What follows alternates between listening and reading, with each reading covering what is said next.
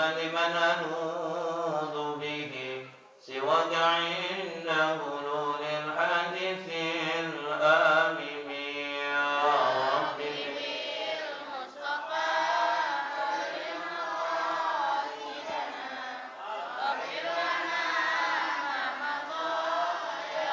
يا ربي بالمصطفى بلغ مقاصدنا واغفر لنا ما مضى يا واسع الكرم يا ربي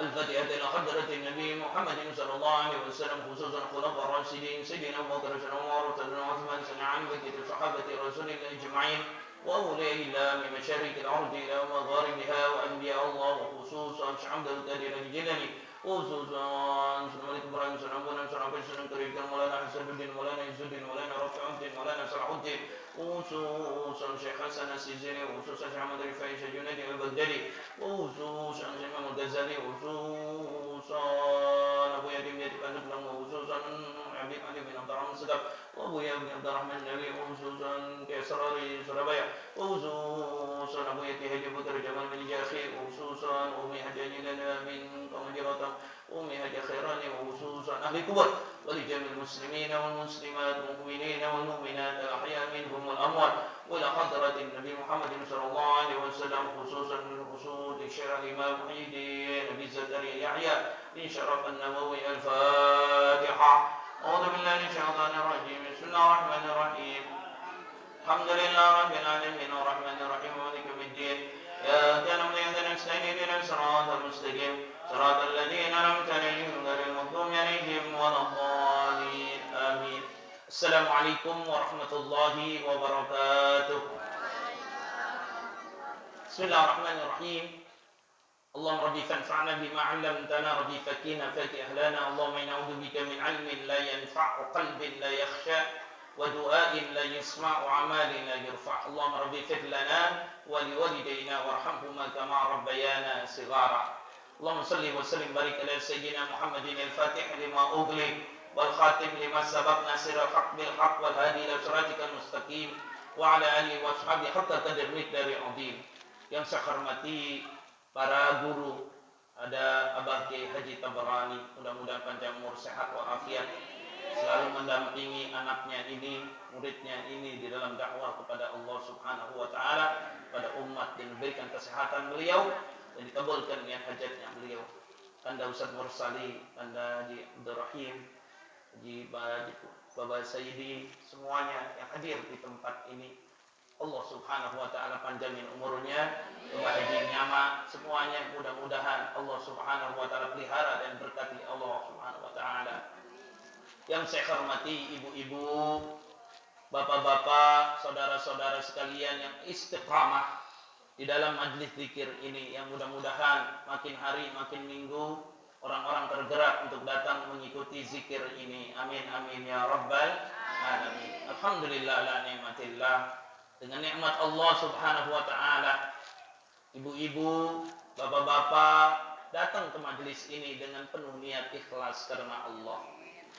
Mudah-mudahan setiap niat ikhlasnya Allah Subhanahu wa taala jadikan nilai pahala di sisi Allah Subhanahu wa taala.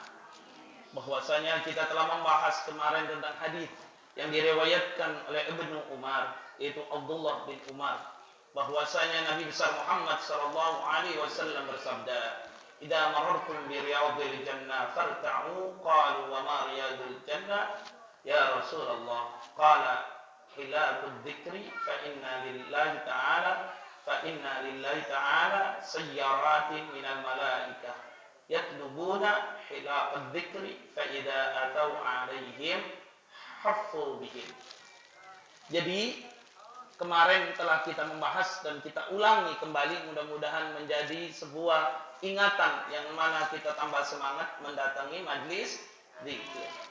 Idza maratum bi riyadil jannah, apabila kamu melewati satu kebun surga, kata Rasulullah sallallahu alaihi wasallam. Bu.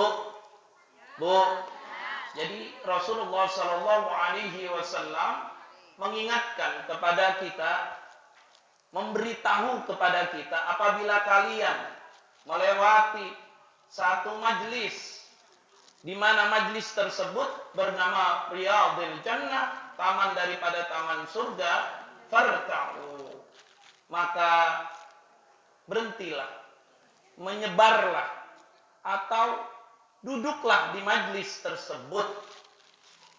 Mengapa? Karena itu adalah majlis surganya Allah Subhanahu wa ta'ala. Ketika kita duduk di majlis zikir itu, duduk di majlis di mana di tempat itu diagungkan nama Allah Subhanahu wa ta'ala, maka kita sama dengan duduk di majlis surga. Alhamdulillah. Mengapa kata Rasulullah sallallahu alaihi wasallam? Karena majlis tersebut sesungguhnya dikelilingi oleh para malaikat. Alhamdulillah. Jadi kita ketika melewati atau sengaja datang ke majlis zikir, farta'u, seperti seekor domba yang domba tersebut disuruh makan di rumput tersebut, mengembala. Kita kalau punya binatang, katakanlah ayam, ibu, bu, katakanlah ayam kita pelihara, lalu kita bawa nasi, atau kita bawa beras, atau kita bawa makanan, maka kita tebar itu yang namanya yang namanya beras, itu makanan itu langsung diapain tuh? Langsung dimakan, dikerubutin. Nah, ketika dia makan makanan yang telah kita siapkan, kita suruh dia makan dengan tenang, makan dengan nyaman, makan sekenyang-kenyangnya. Begitulah maksud daripada Rasulullah Shallallahu Alaihi Wasallam. Ketika ada majlis zikir, maka kita disuruh menebar, kita disuruh duduk di situ. Maksud duduk di situ adalah dengan tenang. Jangan lagi ada pikiran ini, pikiran itu, pengen buru-buru pulang. Ada nggak pengen buru-buru pulang orang? Ya? Lagi zikir buru-buru pulang. Tumben ini baca salawat Jibril Sallallahu Alaihi Muhammad 100 kali. Ya ilah romannya, udah pengen pulang aja. Ada nggak kayak gitu? Bagaimana kita mau istiqomah? Bagaimana kita mendapatkan karomah dari zikir itu? Di dalam kitab Karamatul Auliya, bahwasanya para wali-wali Allah, dia memperoleh karomah karena berzikir kepada Allah. Kita bukan wali, tapi kita berpendapat insya Allah kita akan mendapatkan karomah dari zikir yang kita sampaikan. Apa itu karomah? Kemuliaan. Dikabulkannya doa. Ada doa, ada zikir. Bu, ada doa, ada zikir. Kalau doa itu meminta. Kalau zikir itu mengingat. Doa itu meminta. Kalau zikir itu kita ingat sama Allah. Mana yang lebih afdal? Meminta atau mengingat? Ayo. Para ulama, apalagi ulama-ulama tasawuf di sini mengatakan bahwasanya lebih afdal kita mengingat Allah ketimbang kita meminta. Mengapa? Imam Al-Ghazali menggarisbawahi, tanpa engkau minta Allah telah mengabulkan doamu. Tanpa engkau minta Allah telah menyiapkan apa-apa keperluan kita di dunia. Tapi kalau kau nggak ingat Allah, Allah pun nggak akan ingat sama kita. Ibu bapak sekalian. Maka zikir itu jadi sesuatu yang penting buat hidup kita. Zikir itu sangat penting buat hidup kita. Saya kalau bukan belajar, nggak mungkin bisa saya katakan seperti ini, menyampaikan ilmu sedikit. Ini ada Abah Kiai Haji Tabrani, orang tua kita. Walaupun orangnya awet muda, tapi sebetulnya udah tua ini beliau, Pak. Sebetulnya udah tua ini. Benar kan? Saya mau kasih tahu aja. Nggak tahu jadi awet muda begitu saya. Punya ilmu apa dia? Nggak tahu. Ya. Ya. Cuman satu. Kelebihannya satu. Setiap guru menyampaikan, guru saya di pesantren kayak apa guru yang berada di luar pesantren, itu menyuruh untuk berzikir, mengamalkan satu amalan, maka kita amalin dengan penuh tawadu, dengan penuh istiqomah, Bapak sekalian. Itu doa. Ada orang ilmunya banyak, tapi belum tentu manfaat. Oke, kita punya zikir, punya ilmu walaupun sedikit tapi bersanad. Kita belajarnya dengan benar, dengan orang yang memang betul-betul kita kenal, kita tahu, maka dari hasil ilmu dia, sinar cahayanya nyampe kepada kita. Biarin dah, kata orang ilmunya sedikit, kagak apa-apa, yang penting manfaat. Biar zikirnya sedikit, tapi istiqomah. Kalau kita kagak istiqomah, Masya Allah, kita mau kemana Ibu Bapak sekalian? Jadi zikir itu penting dalam hidup. Makanya dalam kitab Al-Adhkar ini, walaupun saya bacanya masih salah-salah, Tabrani harus ngebener ya. Itu kalau kita sampaikan, yang penting orang itu mengerti, memahami maksud daripada apa yang disampaikan. Warwaina fi sahih Muslim an Muawiyah radhiyallahu ta'ala annahu qala kharaja Rasulullah sallallahu alaihi wasallam ala halaqatin min ashabi faqala. Jadi ceritanya selanjutnya dari hadis Nabi besar Muhammad sallallahu alaihi wasallam, ada lagi di dalam kitab Al-Adhkar Imam Nawawi dikatakan, kami meriwayatkan